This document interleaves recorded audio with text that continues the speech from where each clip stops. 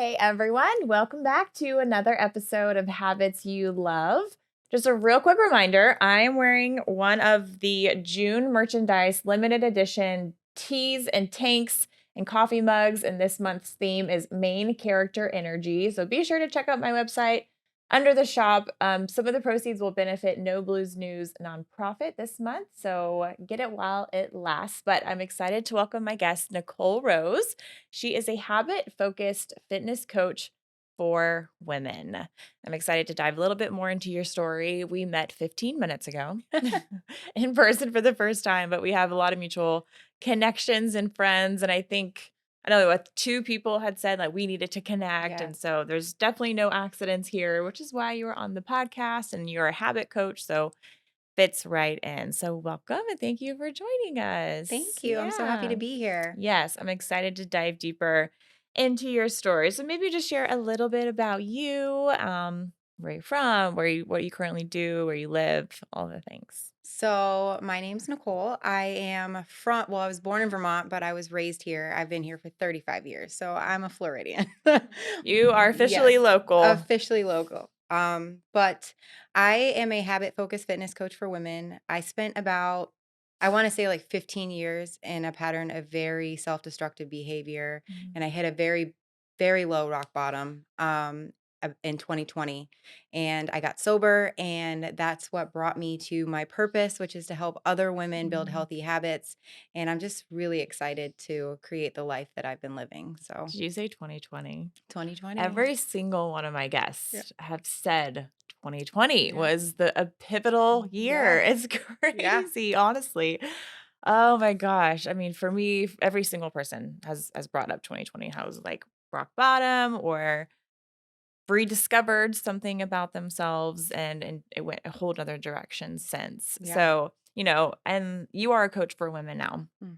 And I feel like, we stumble and we fall through life. And if we're lucky, some of us get to actually live out our purpose and what we're meant to do. And I think it's such a beautiful thing when you can experience something you have gone through yourself and then Mm. take that and want to help others where like take them from where you might have been where they are now and then try to help and inspire them to take not the exact same journey you took obviously but the things you learned, the lessons you Mhm. took, the mistakes you made and how you pulled Mhm. yourself out of it. So I mean it's a testament in and of itself that you're here and you said 15 years of destructive behavior, Yeah. right? Off and on. Yeah.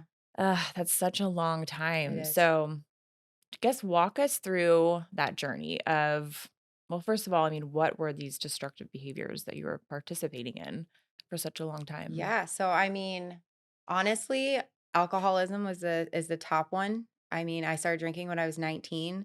I never really got the full clear picture of how much Mm, of a drinker I was or why I drank that much or I always thought it was a phase. I mm, thought I was going to grow out of it, but I look at it now after being sober for a few years or almost 2.5 years. I look at it now and it's like I can see that like I always drank to blackout. mm, And so that was the main self-destructive behavior I had, but I had a lot of other things too, drugs got involved, toxic relationships, childhood trauma that I didn't really realize mm, was a thing, mm, There's all these things that come up once you get to a place where you're sober, you're thriving, you're living, and you're clear-minded. So mm, you can kind of see all of the behaviors you actually did have mm, and the responsibility that you had to take for yourself because I remember, blaming other people, other things, but I'm the common denominator in all mm, of that. yeah. So taking that responsibility is what really helped me see where I needed to make changes and how much actual self-destructive behavior I had. Yeah. I mean, I call that extreme ownership. That's Yep. the first thing that I say is in your self-healing journey or acceptance, like Mhm. accepting you need help and then acknowledging that you played a role in your own suffering. Mhm. It sounds like that's exactly what you did. So when you said you drank to black out, it's like you were drinking to escape something, right? And maybe it wasn't conscious at the time. But looking back, you can now maybe connect the dots and see why maybe you were trying to black out. Yeah, I honestly, you try to escape. like you said, like you're Mm-hmm. trying to escape things. And for me, I remember growing up and I remember feeling like I wasn't good enough. I wasn't being accepted by other people. Like I was Mm-hmm. always trying to fit in. And I think that that played a huge role in me wanting to escape my life. So, you know, I can look at situations now where I used to think that my mom was always choosing my brother, for instance. Mm-hmm. That's not the case. Like it was Interesting. just she was doing what she knew best. You know what I mean? Like Mm. she was not technically my birth mom and she was like a tomboy when she grew up. So she identified more with my brother, but I didn't really put those pieces together Mhm. until I was sober. And then I Mm. was able to accept the situation for what it was and move forward. But, you know, looking back at escaping, like I was escaping all of those things. Like Mm. I my self-worth was so low. Like I Mm. just didn't have any belief in myself. And I don't think I was ever taught that. I don't Yeah. think we're not taught how to take care of ourselves on that kind of level. We're not taught how to take care of ourselves on all aspects of health, you know, mental, Mhm. physical, emotional, spiritual.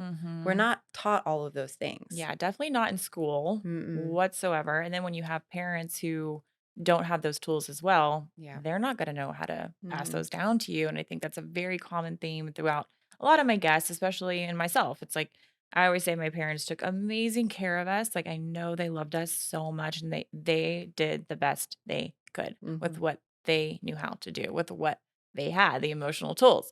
So, same with you, and, like, I participated in my own self-destructive behaviors, but, not the same as that, like not drinking or drugs, just a lot of disassociation, Mm-hmm. not being present in the moment, just stuff like that, and letting all that spiral, shame spiral, just Mm-hmm. you still are running on autopilot, on, like, being unconscious, basically, without having to be drunk or on drugs. So I feel like it's the same, like, we were participating in the same kind of behaviors and taking us down the same road until we eventually came to a head, Mm-hmm. and we just could not take it any longer, and it eventually caught up to us, and we had to own it, Yep. accept it, acknowledge it, and face the challenge head on. So, started drinking at 19, you said about 15 years, so that's Mm-hmm. about 34, Mm-hmm. kinda came to this head. So talk about that, like, what was the realization? What did you start doing?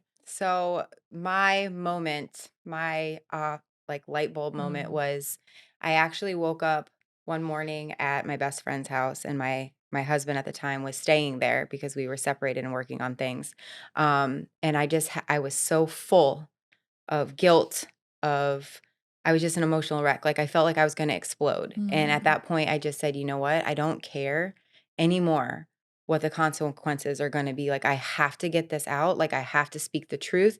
I have to figure out what's going on if I don't want to live like this anymore." mm, So I opened my mouth and I told the truth and I got help. So I literally went from hiding and pushing everything down for years, you know, mm, from going from not drinking for 30 days, like, okay, I'm not alcoholic. I can go 30 days without drinking. mhm. And I would do that, but then I'd go right back.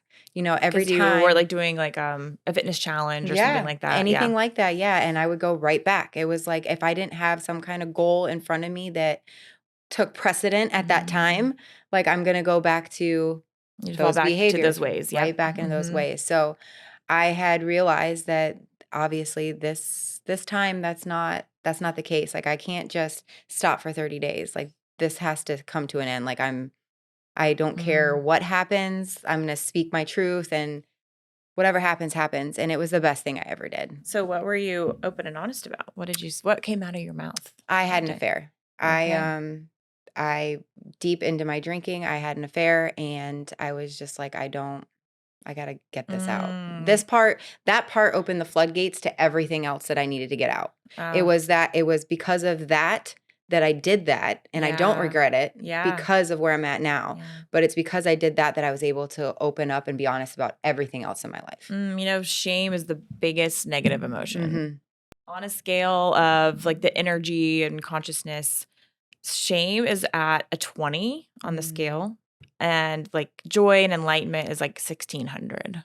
Wow. So when you're and that's just if you believe in, like, energy and frequency and stuff like that, Yeah. but if you're living at a 20, like, shame is running your life. Yeah. It's digs its claws into everything you do, and when you run on shame, ugh, I know all about that. Mm. So yeah, same. It's like you have to come to this breaking point, and like that was the gateway into, okay, I did this, but this is all underneath the surface, and I really need to get all of this out. So like you said, it was what I don't want to say had to happen, Mm. but in a way it had to happen for Yeah.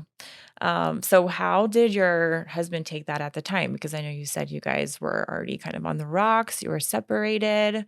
So And he was actually kind of participating in the same stuff as you were, right? yeah, he definitely he was drinking as well. Mhm. I don't want to speak his truth for Right. him, but we were both engaged in the same kind of behavior. He did not take it well. Um, we tried to make it work, and then when I got sober, I tried for a whole entire year to make it work. We were on different paths at that point. Mhm. Like what I was choosing to do was completely different than what we were used to living. So we ended up getting divorced, unfortunately, but it's what had to happen. Yeah. And he's on his own path now, and I'm here, and Yeah. I'm so grateful for where I'm at. Mm. So So was that when you were around 34? 35, yep. Oh, 35. Hmm. Okay. How long has that been? How many years? So we got divorced last May, Okay. but we separated and like broke up and stopped working on Mm. things about Thanksgiving of 2021. Mm. Hmm. If you can right now, explain the difference of how you felt it during that time of engaging in all those behaviors Hmm. and then how you feel today. So it's going to be hard to put this in words, I think, for the how low I felt. Maybe not. So how I felt when I was engaging in those behaviors Mm, was almost nothing. mm, It was it was the difference between feeling like you're not excited about anything in life. Like it's dull, mm. it's gray, like everything it's black and white, okay? It's black and white. And Yes. then today, where I wake up in the morning after my 8 hours of sleep every night. I wake up in the morning and I'm excited. Like I'm Mm, excited. I have no idea what the day is going to throw at me, mm, but I don't care because I have the tools to handle whatever comes at me. I don't have to drink over it. I don't have to do drugs over it. I don't have to fight anybody over it because it's about me and it's about mm. how I walk through it. So it's full color now. Full color. I Full was gonna say color. that. Just Full color. bright and beautiful, Bright and I'm beautiful. sure. Oh Yeah. my gosh. Yeah, and I just wanna take everybody with me. Yes, and that's what you're Yeah. doing. Yeah, so I think let's address the childhood trauma because that's a big issue, I think, with a lot of people. And it's more becoming more mainstream therapy, all these modalities and Mhm. stuff of different things. And but that's such a common thing that people aren't, I don't know, they're just like not aware that the way they grew up, what they witnessed, the programming that they had during that time, it starts very, very early. Mhm. In my last episode, we talked about how by the age of 3, like children have developed, um, like their sense of how like what love is and like what they witness is like their beliefs and like any like what they see that their caretakers or parents are doing. That's Mhm. what they believe, and they take it in. They're a sponge, and it's like locked in around the age of 3. So take us through, like, finding out more about your childhood. I know you said something about your mom, like your real mom had left when you were really young, and then you enter a stepmom. Mhm. So take us through, like, that relationship, and I think, like, the mother wound is also a huge I don't know if Yeah. you've dealt with any of that with the mother wound and Mm-mm. stuff. No, I haven't, but, so my dad is my real dad, and it was me and my brother who's my real brother, and from the youngest age, I don't remember my birth mother. Like, Mm. I don't remember having a relationship with her whatsoever. I think I was 4 when she left us with my father, and my stepmom had always been in the picture because she was our babysitter. Um, and then they got together and they got married. So Mm. I've always known my stepmother. I Mm. never called her stepmom, but it feels kind of weird to say that. But Yeah. mom, whatever. So Oh, my you birth always mom, called her I mom. always called her mom. Oh, okay. Yeah. I never even when so we didn't find out. This is the hard story. We didn't find out that we were adopted and she wasn't our real mother until I was in about 6th grade. And that's because my real grandmother had reached out to the school I was in, and I got on the phone and I was like, "You're not my grandmother." So all of a sudden, the grandmother Yeah, why was she calling the school? she was trying to get custody back from my dad for her daughter, for my mom, but my mom wanted nothing to do with us. Yeah, it was a crazy story. I never really thought too much of it. I never thought it affected me. I Well, never that's thought, trauma right there. yeah, yeah, A little trauma. yeah, but of course Yeah, didn't realize right. it. And, so we found that out, and then there was like court and stuff, but she never showed up. They never showed up. So, and nothing ever happened of it. But So now there's this whole new awareness that you yes, are aware of. yes, So it brought this whole other situation about yeah. when you were just living your life, coasting, I'm Mhm. good, everything's fine and happy, and then this outside event happens and Yeah. then rocks your world, I'm sure. It definitely it rocked it, and then it also I tried to play the tough girl, like, that's okay. I don't need her in Mm. my life anyway, you know what I Mhm. mean? We Mm. all try whatever our defense is, we try. Yes. Um, but I never met her. And I never met her again, never saw her Mm. again. She passed away a few years ago, but I did find out once I got sober and started to kind of inquire about it, I did find out that she was addicted to multiple things. And Mm. I'm not quite sure the circumstances for how she passed away, but I know it Mm. was multiple organ failure. So I don't know Mm. what the exact truth is there, but finding that out actually helped me to realize that I did actually have alcoholism. Yeah, I was gonna ask, in your healing, did you Mm. believe or pinpoint that, okay, that could have come from her? Not until my first year sober. Right. Like, But I'm too clouded. do you believe that? I believe that, yes, I believe that You think some it's of it, hereditary? I believe, yes. I Okay. believe some of it's hereditary, and I believe you can drink your way into it too. Yeah, It all yeah. depends. So there's multiple ways. Alcohol Crazy. is dangerous. Yeah. But so are other drugs, obviously. Yeah. But Oh my gosh. but Okay, so yeah, so found out mhm, real mom was actually, or stepmom was not real mom. right. And then you went, that was 6th grade. 6th grade. Okay, and then we're Mhm. playing tough girl because we have no idea how Yeah. to manage these emotions coming Mm-mm. up, Nope. obviously, and no one's gonna actually help you navigate those feelings. Right. So, and then you talked about how you always felt like your stepmom was like choosing your brother over you. Yes. So it sounds like a lot of abandonment Mm. issues as well. Yeah. Have you explored that? I have a therapist that Mm. we did go through quite a bit of inner child work, Mm. and it was a lot of the acceptance and abandonment, Mm. and the also the just accepting, like, that she didn't have the tools to properly teach me and Mhm. whatever, and then also seeing how, where I was trying to, like, gain all of this information, like, hey, like, why pick me, whatever, but when I look at it now, it's my brother was sick too.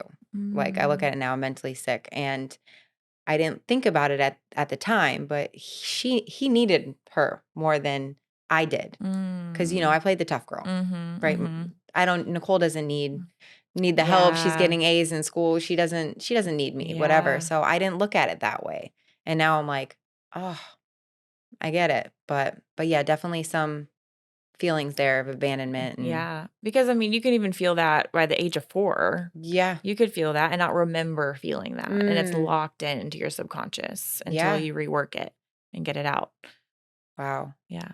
that's I intense. think. Just No, kidding. I think you're probably No, right. no, no, for Yeah. sure, for sure, for sure. I mean, and I think that's what I haven't tapped into it yet. I really want to, but doing hypnotherapy, Mm, have you ever done that? no. Yeah, where you can actually go into your memories and pull up something that you couldn't remember consciously. But when you're Mm, in a deep hypnosis, you can actually pull it out interesting. and work through it. I listened to this podcast of this guy, and he does hypnotherapy now for other people. He worked his way up into helping like high performance people, Mm, like poker players, UFC fighters, really successful investment brokers. wow. And he said how he got into it was he had a deep irrational fear of flying, just any, like, even just getting on a regular flight with his family to go on a vacation, and he was like, it would always ruin our vacations, and Mm, I never really knew where I got this fear from. I just knew I was very scared to get into an airplane. So we did a one hypnosis therapy session, and was able, the person was able to like find the memory when he was 3 years old of his I think it was either his dad or his grandpa had told him a story of how his friend, the grandpa or the dad, had died in a plane crash. Mm. And he was like, that's where I got my irrational fear. Oh Was my 3 years gosh. old, hearing a story, and then that continued to run my entire life. Wow. And he was able to like fix it in that moment. And then he was like, from that session, I was never scared to fly again. That's crazy. Yeah. So Crazy cool though. I want to do a Yeah. hypnotherapy Sign me up. because when you don't know how to manage your feelings or emotions and you're not present in the current moment, especially most of your childhood, Yeah. you don't know how to be present. But I just feel like I have a very bad memory and I can't remember a lot of things. So it's like, where did I pick up these thoughts or beliefs, So Yeah. that would be interesting to find out maybe from the age of 1 to or 0 to 4, if somewhere in there in that time frame that I you bet. felt like abandoned or you felt rejected or I think I honestly probably do. Probably. mm, If my mom left, as the story's been told, if my mom left me at 4, like maybe I just have the vision of her just driving away and leaving me. I don't know. yeah. And you're right. Like memories, like I don't have memories that young. Like I don't No, remember anything from. no. I don't even think I remember anything like younger than 10. Yeah. I very select and really my memories come from like seeing a picture. Okay. Like I'll see a picture of myself and really Yeah. like I remember like wearing that and I don't know, I get it from pictures almost. Yeah, I can see that. Yeah. Like Do you have school pictures. You're like, oh Yeah. wait, I remember that day. God. God. I think I had like one good school picture. I hated school pictures. It was like the one chance you get. They don't be like you can't like look at it and like, oh wait, can I take that? Can I No, take right? that again? Wait, am I wearing New Kids on the Yeah, Block yeah. t-shirt? Exactly. Who does that? Why did my mom or dad let me leave the house like that? Oh my gosh. The polo's So button all the way up to the yeah. top, little short haircut. Oh my. Mom, you cut my hair, I can tell. Yeah, yeah. Oh man, we'll do it so much better for our kids one day. Yeah. Anyway, but yeah, back to childhood and where I was going with that. But yeah, I just had such a bad memory and I think it'd be so interesting to do a session. Actually, I have a consultation for someone I know does hypnotherapy. So I Oh, reached out to him after hearing that podcast and I was like, that is so interesting. And so anyway, this guy that does it now, he was like, it was such a powerful thing that happened. So he got certified to do it. He was like, I'll like help my friends and family if they want it. And then it turned into this whole like yeah. he only helps like these massive successful people and he said, my specialty is taking someone that's like top, they're top 5, top 10 poker player, but they want to be number 1. So it's not, he doesn't work with people that are like so far off. He kind of like works with people that just turn up the notch a little bit because they're stuck. Like Okay. in like, I can't break top 5. I can't break top 10.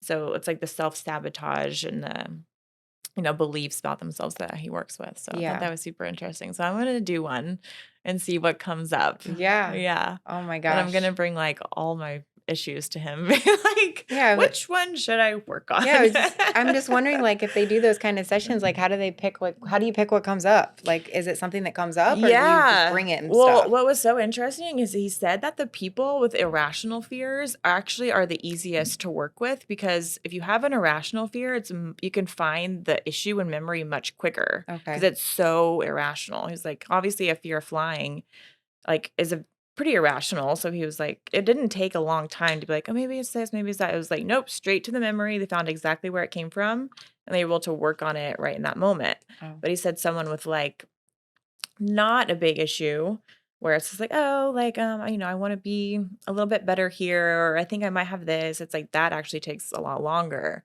to Is it find. because it's indecisive? Yeah, Because because it's like, it's I like, think. yeah. So Oh. I think mine's gonna be harder to find because I don't really have like one issue. I've got all these little tiny things Yeah, I like can don't you make me know. 5% better in like 10 different categories? How do we get 100% everywhere? Yes, exactly. Take me there. So I'm gonna do it. I think I'm a little nervous. Like, don't judge me because I kind of know this guy. I'm like, don't judge me, please. Of my childhood I'm sure he past. won't. I'm sure he won't. Yeah. Okay. So now we're at the point where you tell your husband, everything. Mhm. How did you feel in that moment? Relief, but also scared as hell. Like, Mm, literally, like, this could go 2 ways. mm, One, like, it could be calm, it could be collected, it could just be, like, leaves, doesn't talk, takes a minute, whatever, or it could explode, right? Because you always got that fear, like, something like, you're gonna tell somebody and they're gonna become like this monster, or you don't know. You just don't know. mhm. And that's, I think, a lot of the times that's why people hold stuff in. They're so scared of what the reaction is going to be or Yes. the response that they're willing to sit with that. And I think I did Mm, that for years. mm. I just sat with my pain because I was more worried about how other people were going to respond or treat me if I told the truth. So good. Yeah. So true. And it's kind of, it's sad. Mm, First of all, it's sad that we can't just be ourselves and can't just, say like, hey, like, and be honest, open and mm, honest. But I didn't have an honest bone in my body leading up mm. to that. I don't believe I did. Now I can't. Like, now I'm You like, are full oh, out there. I am going to tell you Yes. straight up. And that is shame. That Mhm. is you releasing shame and working through it. Yeah. That's the only thing I see. That's exactly how I was. I was like, I Yeah. felt like I had all these little secrets and I was hiding. And that's it, like, kind of comes from a sense of control that you're Mhm. trying to control other people's feelings. So you're Mhm. actually hindering yourself by wanting to stay in control and not wanting to actually share open and honest things. And yeah, shame run my life until my rock bottom, January 2020. And then that's when I was like, I have to come clean about everything. And it just really opened up my life. And it was a downhill until it was an uphill. It was Yeah. like the valley before the peak, Mhm. and maybe not everyone's story is like that. Maybe you can share something and it actually just goes, okay, that felt so much better. And we're on the up and up. But I would say usually it's like you have to uproot and dig up a lot of stuff before you can actually replant and some better soil and start to work and grow. For sure. And Mm, also, like, how long have you been holding secrets? Like, mm, that's years. That's years of habits that mm, you have been holding secrets and trying to control the pieces, and things are not working out the way you want them to. Your mm, expectations aren't being met. How do you reframe from that? Like, mm, how do you open up, completely be different, change something, do something you've never done before, and then just be like, okay, we're on the up now? mm, No, mm. you got years behind you Yeah. of stuff that's going to come up at you. Like, for me, I'll have memories come up from my self-destructive days that'll pop up out of nowhere, and I'll be like, oh, Mm, yeah, I remember that. Oh, that's not so good. And then I mm, breathe my way through it and mm. let it go. It goes out the window. But if you don't have tools to Yeah. handle stuff like that, you could easily go right back to the way you used to behave. So is it more thoughts? What are the things that come up? A trigger where you actually physically see something or feel something, or is it a thought? Sometimes it's just a thought. Mm, Most of the time, I haven't had a lot recently, that's but in good. like after the first year of sobriety, there was a lot that would come up. Be Oh, like I'm things I sure. was It's just like like, yeah, everything behind the curtain that you yeah. had the curtain closed off for Mm-hmm. so long is like, this is gonna come out. This is gonna come out. Yeah, it's like, "Oh, wait, that happened? Yeah, yes, that did happen. Yes. Oh, wait, I remember that. Mm, Okay." Yeah. mm, So it did for a while. Now it's few and far between because I've dealt with all of it. mm. I put it on paper, I've wrote about it, I've gotten help about it, you know what I mean? Do a program. Yeah, All of the tools that I have under my belt, I can handle things that come at me. Like, I don't get definitely. triggered to go drink anymore, or Mm, to even with like picking up the phone and making a phone call that like you think you should, it's like, no, wait. Like, I even stop myself from doing stuff like that. Like, mm, there's pieces that have come together for me that I never would have had before. No mm, self-restraint, the boundaries, all of mm. that stuff has come with the tools. When you first started that journey, Mhm. did you have, for me, it was like, okay, when I was first working on it, say a trigger popped up, it might affect me for like a day. And then it got down to like a couple hours. And then it was a couple of minutes. And then I was able to work through it really fast. Would you say that was how it was for you? Or it was like you had to work on the timing of everything? You know what I mean? Mhm. Or was it like instantly right when you started your healing journey, like, you could work through things really fast? Or was it like, oh my gosh, this came up and it's like really affecting me and I can't get out of it and we kept me stuck, but now it's a quicker movement through the triggers? Yeah, so now it's definitely quicker. Yeah. But when I first started dealing with things when they would come up and not numbing, obviously, Mm, it would take me a couple days because okay. I would Yeah. feel aggravated, agitated, irritable, and I would be like, "Why is this bothering me so much? Like Mm, what?" And then I had to put it on paper to figure it out, and mm, that's the quickest way for to see it. And then totally. also to look at what about me is disturbed in this scenario? Like what's wrong with me in this picture? Because that person's not doing anything to me. Why am I so upset? And Exactly. then looking at it differently. Yep. That's the So, second that's like the actual first literal thing I say people should do in a healing journey is mm, recognizing and being aware of your triggers. yeah. When you feel any sort of emotion, anger, anxiety, sadness, whatever, annoyed, it's taking 5 minutes and just sitting there and being like, "Okay, this is how I feel." First, acknowledge that. "This is how I feel. Why do I feel like this? What just happened?" Mhm. And then if like you said, write it down because then you can start to notice a pattern, but then you can also work backwards and find the root cause of that, Yeah. and sometimes you might not have that memory, and you might Mm-mm. need hypnotherapy to figure out the root cause. Driving But us home here with yes, yes, hypnotherapy. but yeah, and that's how you work through triggers. And then that's when, if you can sit there and look at your trigger and like kind of start to laugh at it and be like, "Puh, like, why is this even bothering me?" Yeah. That's when I think it becomes like a quicker, okay, it takes me 10 seconds, and I think they say emotions only last 90 seconds. Did you know that? Yeah. An Well, no. emotion can only last about 90 seconds. Wow. So that's why if you react so quick, it could really do damage because if you just waited about 2 minutes, it would actually start to dissipate and you wouldn't feel like that anymore. Stop and pause. Yes. So stopping and pausing, Mhm. recognizing your triggers. I love that you wrote them down because then you can actually look at them and face them.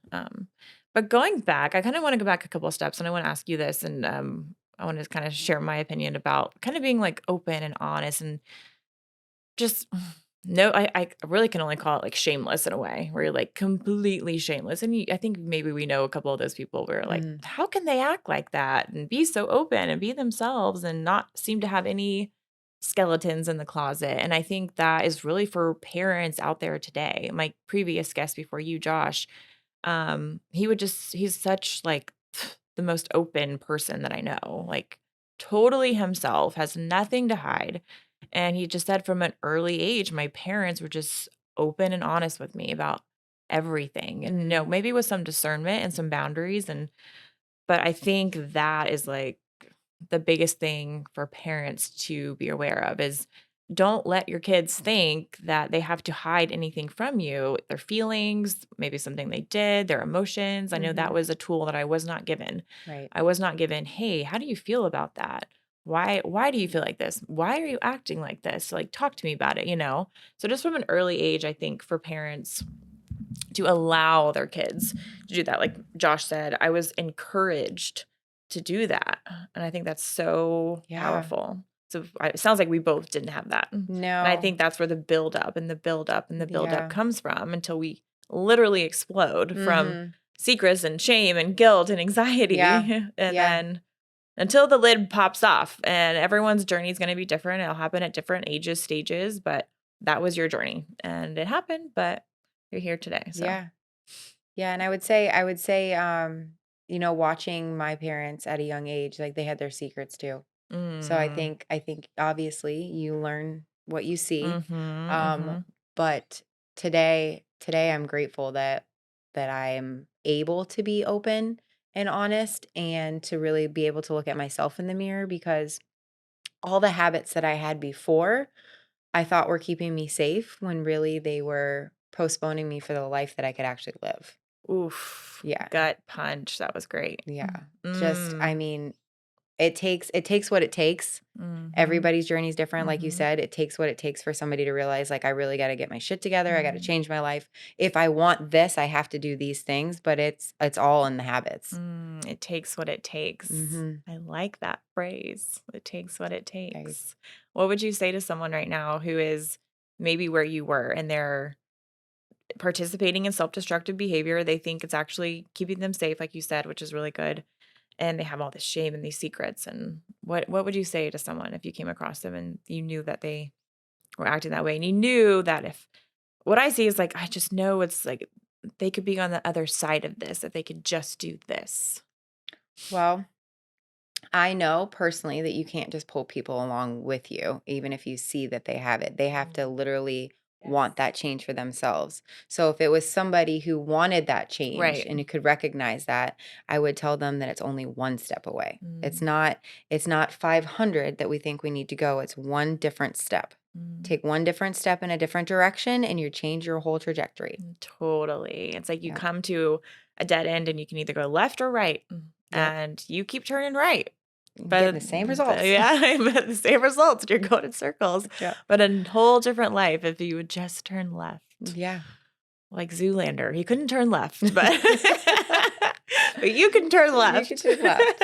Yeah, absolutely. Oh my gosh. So how has your life been since I mean, I didn't know you previously, but I can feel like such like a energy and a presence and clarity within you, and I can't imagine being going what you went through and having to navigate out that. Like it just seems, I think for most people it just seems like such a long road and they just don't even want to, it's just exhausting thinking about the road. Yeah. But it's And not really a road. It's like you have to, it's two things. You're either going to participate in bad behaviors or good. Mhm. You have to do something. You have to do one. You're either going to drink or not drink, either smoke or not smoke, or Yeah. eat bad food or not eat bad food, work out or not work out. It's one or the other. It's two decisions for everything you do. Right. So it's just about choosing that better decision over and over and over again. Yeah, and I think that that's where most people get caught up. And I know particularly for me, when I set out on my journey, I was terrified. I was terrified of losing everything I had, right? Because I'm like, okay, if I come out and I'm open and honest, I could lose my friends, I could lose my husband, I could lose my job, all the other things, right? I can lose everything that I have in my life right now. I could lose it all. Mm. I wasn't looking because I couldn't see what the other side was. The other side was, who cares that I lost majority of those things, right? I didn't lose all of those things. Yes, some of the things that I wasn't meant to keep had to go. But what held me back for so long from making that decision was that fear. And on the other side of fear was the life I've always wanted. Yeah. Like I'm literally living or building, Yes. I say, building the life that I want because I can, because I get to live today. I did not live before. I can honestly say that. And more so about, don't ask yourself what you're going to lose. Ask yourself what you're going to gain. What you're going to gain. Yeah. And you gain so much. So much. Ugh. So much. Let's talk about these tools in your toolbox that you have. Tools in my toolbox. I love my tools. Well, I love them so much. So like my babies. Yeah, talk about what you do now. Like that obviously you didn't do before, but yeah. So my health is the number one priority in my life. Sobriety and my health. But it's I have one quick question before we go forward. Do you call yourself sober? Do you say I'm sober? Yes. Okay. Yeah, I'm 100% sober. I don't do anything. Well, I mean, like I feel that's why I had this one lady on an episode and we were talking about being sober. Mm-hmm. And I was like, do I call myself sober if I don't drink? Although I was never an alcoholic. I was never an alcoholic. So I think there's such stigma around alcoholic and sober. Right. And I was like, do I say, oh no, I'm sober? Because I feel like that puts, if you say I'm sober, I feel like that automatically thinks, someone thinks you are an alcoholic. Yeah. You know what I mean? So I was just wondering if you say I'm sober or if you just say, no, I don't drink. Oh, that's a good question. I think I say I don't drink. Okay. But I am not ashamed of the word sober. Right. Like, I just didn't know your opinion about that. Yeah. But I think I do say I don't drink. No, thank you. I don't drink. Yeah. Okay. Yeah. I don't. No, thanks. I'm sober. I guess it's such a weird thing. Yeah. Because someone could be like 2 years sober, but what if I was like, well, I haven't drank in 2 years? It's a totally different reaction from someone. Yeah. And label and judgment on someone. Yes. So. You're yes. Yes, and I can see that. Actually, I've just never looked at it that way because I'm also I don't care. also, I don't care. Yeah, so true. Care. Yeah, not to say you need to care. I just didn't know your opinion about that. Yeah, but I do say no, thank you. I don't drink. Yeah. Cool. If they start to ask why, I'm not afraid to tell you that I'm sober. I don't drink. Doesn't it feel so good not to just be an open book? Yes. Oh my gosh. It Yeah. feels so much better Ah. than to have secrets. To have Like s to have secrets, yeah. I I have said everything I have said about my life to the public. Hundreds of thousands of Yeah. people have heard it. And I'm like, "Sweet." And, like, that's why when someone ever tried to call me out, I'd be like, "Okay, fine, Yeah. do it. I don't care. Yeah. Nothing died." Yeah. Anyway, it feels good. I think a lot of that comes from when we used to keep secrets. That's when we were scared for people to find out. Now that it's Mm, like you're open, you're honest, you're like, I don't do that yeah. anymore. Like if you want to judge me on something that I said or did 5 years ago, Mhm. that's not the person I am. Yeah. That's just not, and it's Yeah. just not who I am. Yeah. So, and I don't have to relive that. Yeah, and I think it's funny when, like, people don't get a reaction out of you because Yeah. that's what they want. Oh yeah. And then when they don't get it, like, "Oh, well, shit, she didn't really care." No. No. So anyway, back to your tools. Back to my tools. Yes. So a lot of tools that have been built are all around health, obviously, but there's the biggest tool that I have is asking for help. Like whenever Mm. I am, and I keep having these conversations with clients of mine, Mhm. ask for help. Use it as your superpower because you may think you have it all figured out, but we are not meant to do everything alone. And when you ask for something, even if somebody doesn't have the answer, if you ask the right person or you ask somebody who cares, like they're going to find the answer. Mm. Like that's how you're going to get different responses, different ideas, all that kinds of stuff. So asking for help is one of my biggest tools. What have you asked for help with that really was, like, changed your life? Mm, ask for help for that has really changed my life. Besides the help quitting drinking, actually, no, I'm gonna go with that one. Yeah. That was the biggest piece. Yeah, asking for help there because Mm. you know, it's not just about not drinking, it's about being able to handle situations Mm. without thinking about drinking, Mm. without reverting back to picking up the bottle. Because I Mhm. was the person that was like, "Oh, I'm happy, let's go drink. Oh, I'm sad, let's go drink." Mhm. Like Every every emotion. I'm emotion. bored, I'm sad, I I'm never really annoyed. felt through emotions. Now that I Yes. actually have felt through emotions, they're tough. Mm. Don't get me wrong, they can be tough. They can be heartbreaking, they can be ugh, disgusting, Mm. right?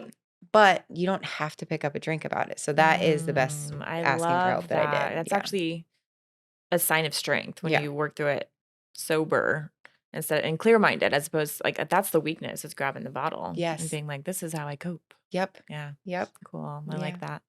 And it keeps you there longer. Oh It keeps yeah. Oh you yeah. hold on to stuff for You years. trip over it and keep Mhm. tripping over it. Yep. Yep. Yep. So asking for help, you did that, obviously getting sober. Yep. What else do you do? Movement Just yeah. every day. Movement every day. I know you know about that. Mm-hmm. Movement, water, Mm. putting nutritious foods into my body. Meditation recently. I'm on day like 49 in a row. Oh my Yeah. So gosh. that's a huge one because we all get stuck in this I can't quiet my mind. You're never going to quiet your mind Mm-mm, completely. mm-mm. It's not going to happen. You're going to have thoughts. That's just what it's going to be. But Mhm. if you start with guided and you start small and you build just like all your other habits, you got to start small. Yes. Then you can actually it has helped me tremendously when it comes to responding to things. Like I'm so much Ooh.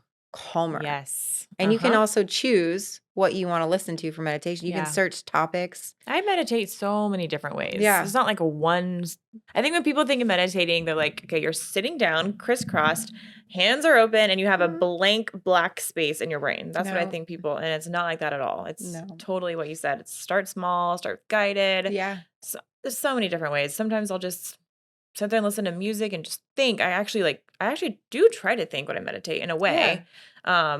But yeah, I can never clear my thoughts completely. That Yeah, would no, be they're gonna impossible. come in. The trick is just not to get attached to them. Exactly. Like, just be like, okay, let Exactly. it go. And if you can do that during meditation, you can do that the rest of the 24 Yeah. hours of the day. Yeah. Yeah. Being So present is huge. meditation. Yep.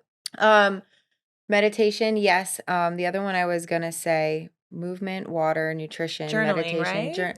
I'm not the best at You haven't journaling, journaled yet. Okay. We got to pick it but up. I do every Sunday. Every Sunday I do Okay. gratitude and then whatever comes into my head, but I Okay. haven't been able to stick to it like every day kind of thing. Like I'll do Mm-hmm. it for like a week at a time and then I'm like, and then it That's disappears and then fine. it's Sunday. Yeah. But Yeah.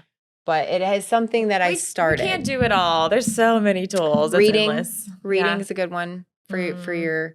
your mental too. Like you don't have to always read self-help books. Like Mhm. I'm into all the Colleen Hoover books now. Yes. Oh my gosh. I've read Uh, like 12 of those oh books. my gosh. I'm only on the second, but or no, third book. Which ones have you read?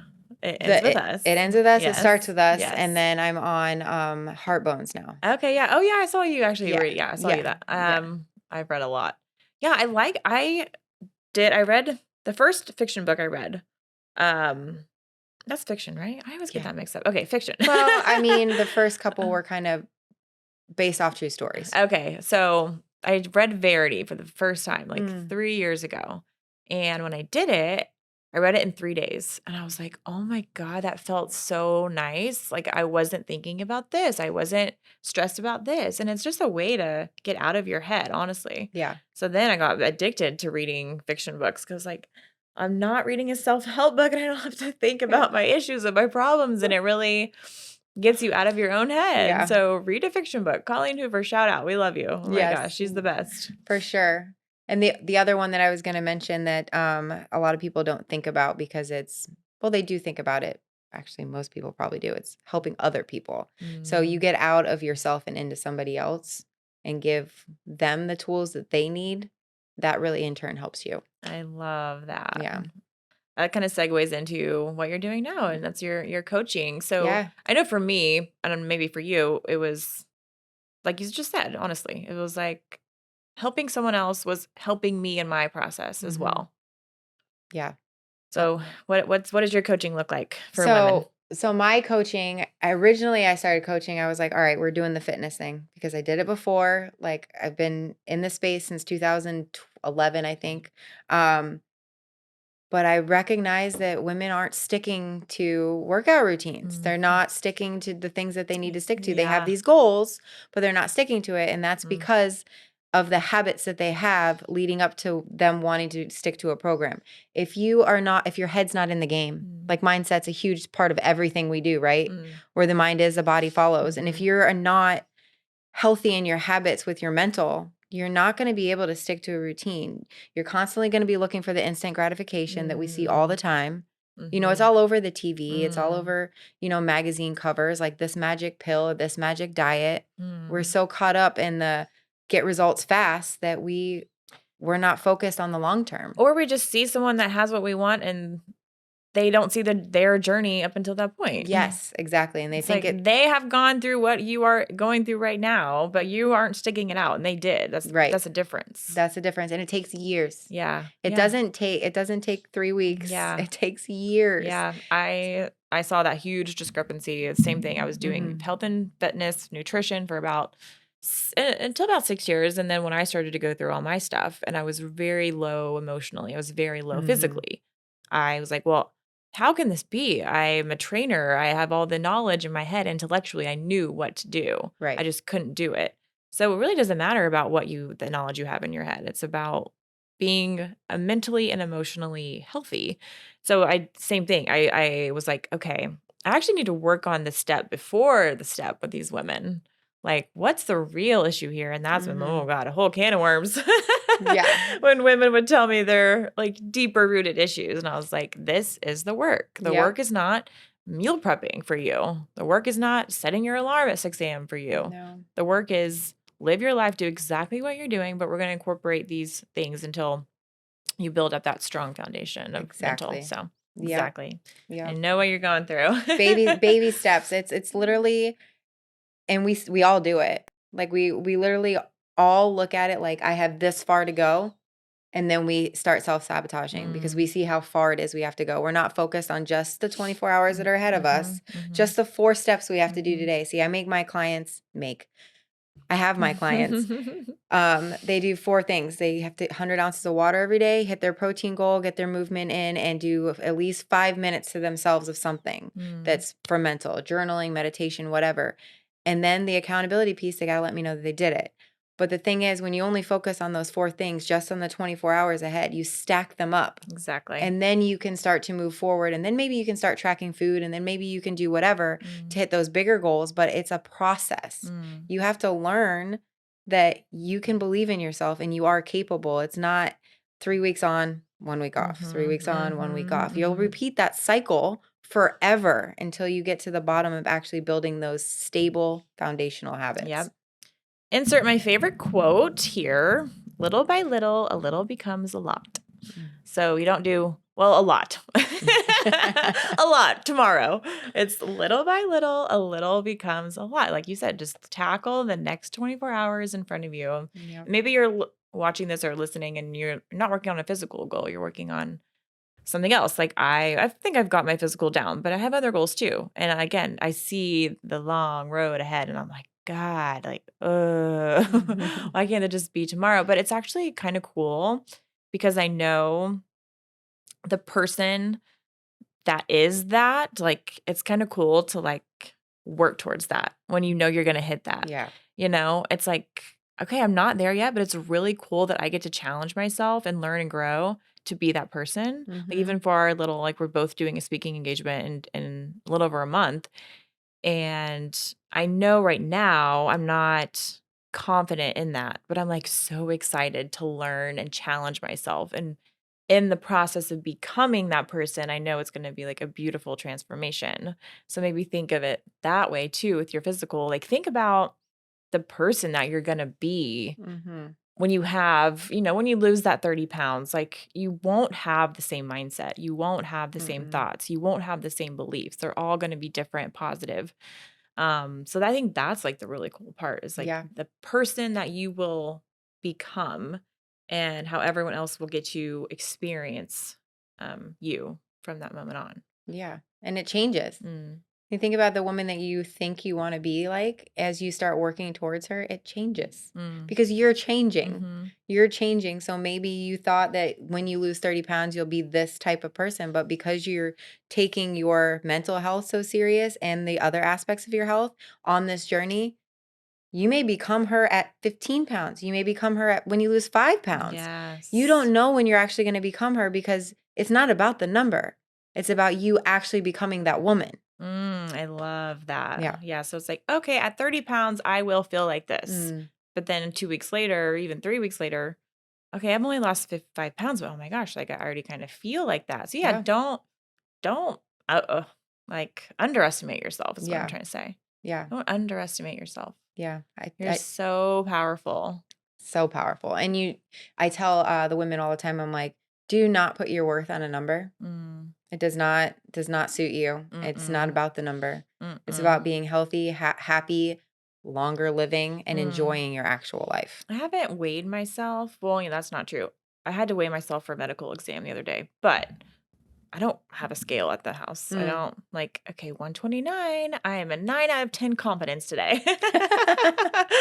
Oh, yeah. Just like 135. I am check, check, check. Okay, sweet. I get to be these things today. No. Yeah. Oh No, my gosh. I literally, I've told this story before, but I used to think that 125 was a magic number, right? And then I started to get healthy and like you, I don't weigh myself a lot. I think I weigh myself like once a month. And I got on the scale probably, I want to say it was like 3 months ago and it was like 140. I was like, okay, all right. And I looked in the mirror, I was like, all right, I like 140, you. I like you. And then I had my coach, Kelsey, she was my powerlifting coach back in the day. So I had a picture that I sent to her at 140 when I got back into lifting after a bout of drinking, and I can put the two pictures together. I put the 140 where I was drinking heavily and not taking care of my body next to the 140 that I look like now. And there's a complete difference. It is Wow. not about a number. It's about how you feel about yourself. And that 100% solidified to me that number doesn't mean shit. That's amazing. I love that story. Yeah. Oh my gosh. That's like my favorite story you told in this I could be very end of the 150, episode. 160, whatever. If I'm going to Exactly. pack on more muscle, it's fine. Yeah, exactly. And that's another good tip to tell women is it's body composition. You could be Yes. 125 all muscle, you could be 125 all fat, and you're going to look completely different. Yep. So stop worrying about the number, worry about your clothes, your energy, how you feel, how you sleep, Yeah. how you go to the bathroom. Yeah, and ask for help. Yes, show up ask for for help. yourself. Okay, well, that's a good little pivot into our final question that I have on Habits You Love. We do a megaphone moment. So this is if you had a megaphone to the world and everyone was like, everyone stop, look at Nicole, what she's going to say. And they actually took that one piece of advice and actually applied it. what would it be? But first we gotta get the megaphone out because we Oh, have it. We have like an actual megaphone, and you don't have to actually talk in it. There's no batteries. You just hold it. I do like the color. Green's my Yes. favorite. Yeah. I would What is say one thing you know for sure? that the person you want to be is on the other side of your fear. I love that. Yeah. I love it. Drop. Boom, megaphone Oh my drop. goodness. Or we're gonna drop these mics. Oh, I love that. Well, you've clearly embodied that for yourself. You've clearly taken your own journey and face those things head on. And your life is, I'm sure, a lot more beautiful and Yes. colorful these days. You have a bright green Jeep out there. Yes, So I do. you're Yes, living I in do. color, colorful tattoos. Awesome. Well, I'm so excited to get to know you better along this journey of our little event we're doing. And thank you Yes. so much again for coming and sharing your story. Lots of little good nuggets. And thank you so much. Thank you. I'm And so happy to be here. yeah, we'll put all of Nicole's information in the show notes, how you can get in touch with her if you want to do some habit coaching and all the things. So thank you so much. Bye.